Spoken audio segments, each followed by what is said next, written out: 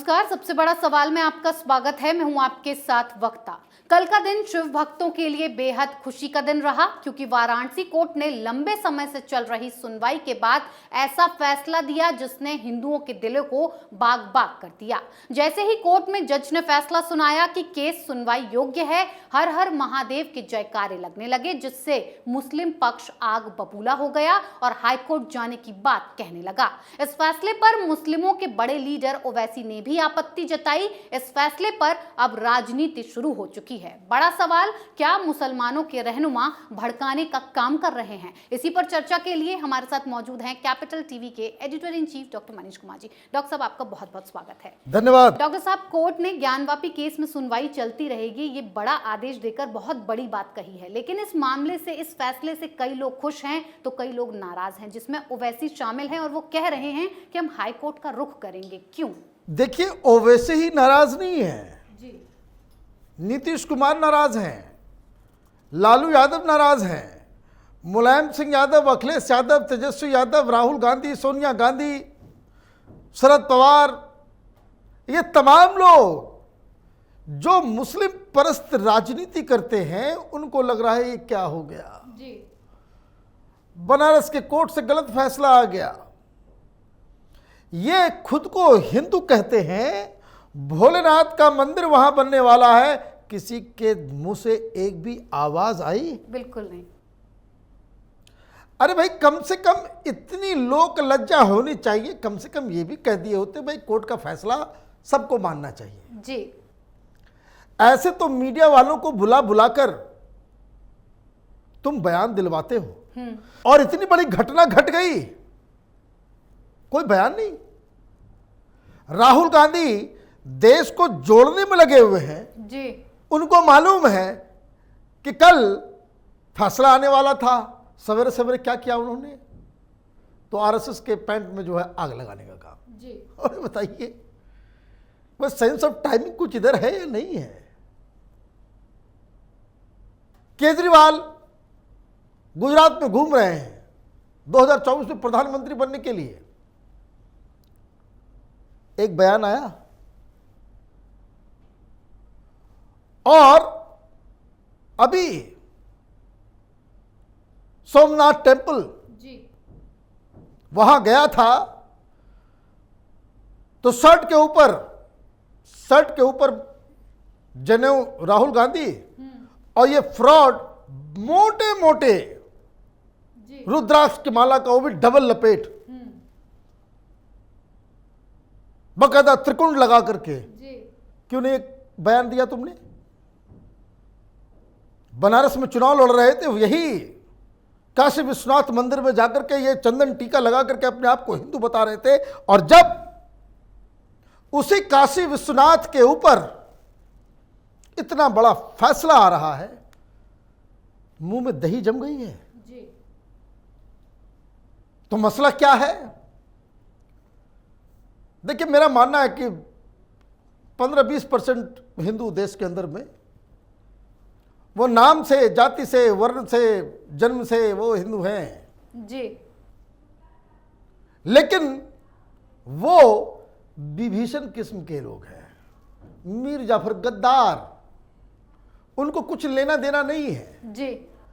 ये जो ओवैसी कर रहे हैं और ये जो हिंदू नेता कर रहे हैं, दोनों में कोई फर्क नहीं है। बिल्कुल। कारण सब के सब राजनीति कर रहे हैं और देश के लोगों को ऐसे गिरगिट किस्म के नेताओं को जानने, पहचानने, समझने की आवश्यकता है। यह सच के साथ नहीं है, इनकी जिह्वा जल जाएगी, मुंह में आग लग जाएगा अगर इनके मुंह से यह निकल जाए कि वहां पे भोलेनाथ के मंदिर को औरंगजेब ने तोड़ा था। नहीं बोलेंगे ये, नहीं बोलेंगे ये। क्यों? उससे वोट बैंक खिसकता है। जी। अब ओवैसी आगे कूद के सबसे पहले रिजल्ट आया, इसके पहले कि कोई मौलवी, मौलाना, मुस्लिम पर्सनल लॉ बोर्ड या किसी सेकुलर पार्टी का मुस्लिम लीडर सामने आता मीडिया को बुला करके इन्होंने प्रेस कॉन्फ्रेंस चालू कर दिया जी। और भड़काऊ भाईजान अपने काम पे लग गए। मस्जिद थी, मस्जिद है, मस्जिद ही रहेगी, कयामत तक रहेगी। जी।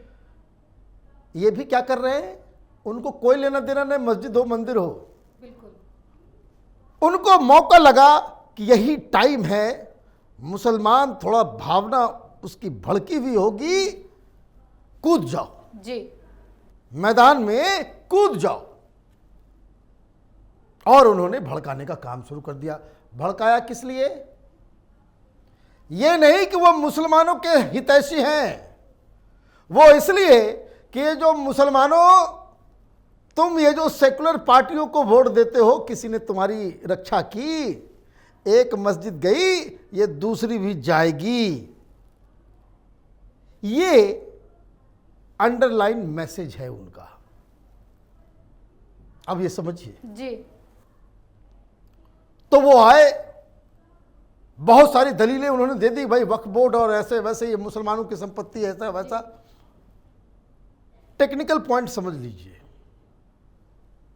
अब वहां पे विशाल भव्य भोलेनाथ के मंदिर को बनने से कोई नहीं रोक सकता। जी। सीधा बात मैं कह रहा हूं। और ये नहीं कि जोर जबरदस्ती से कुछ होगा, कानून से होगा। जी। ओवैसी साहब तो पूरी कहानी उन्होंने बता दी। वक्फ की जमीन क्या होती है,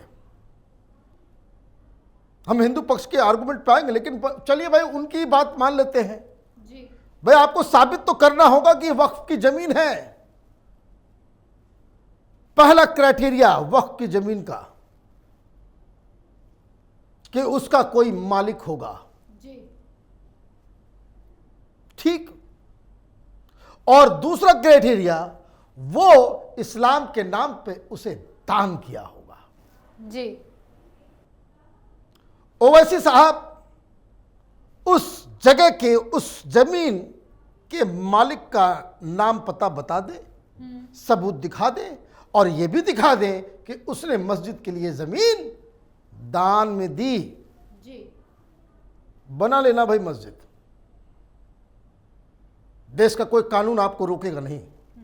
मस्जिद थी, मस्जिद ही रहेगी। और अगर ये नहीं है,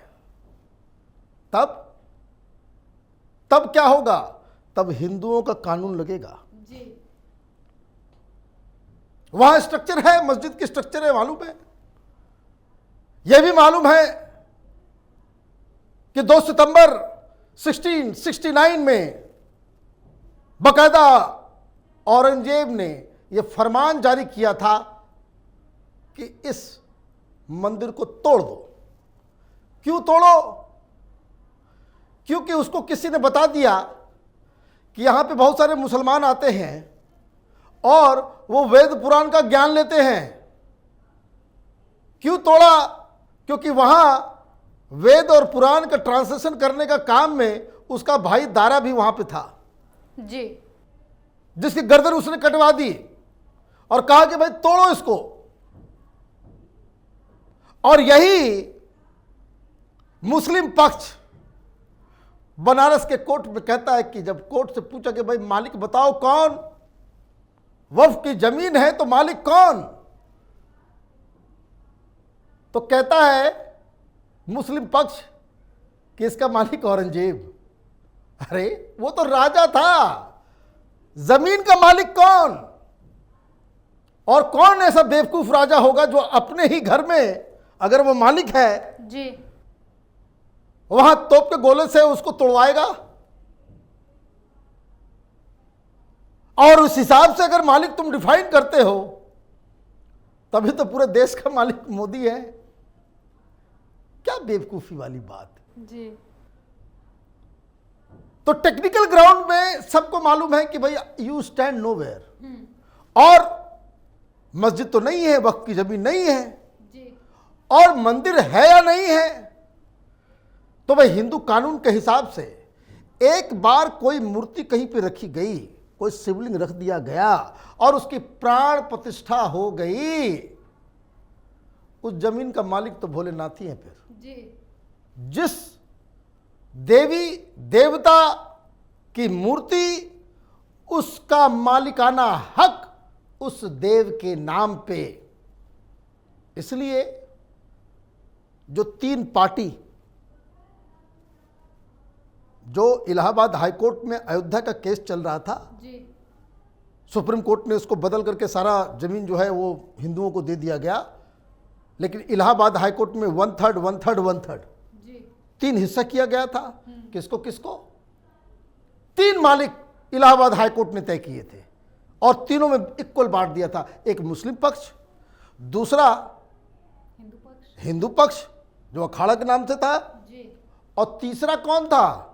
रामलल्ला। क्यों? क्योंकि यही कानून है। मंदिर वहां पे था और उसके प्राण प्रतिष्ठा हो चुकी थी, इसलिए उसके ऊपर मालिकाना हक।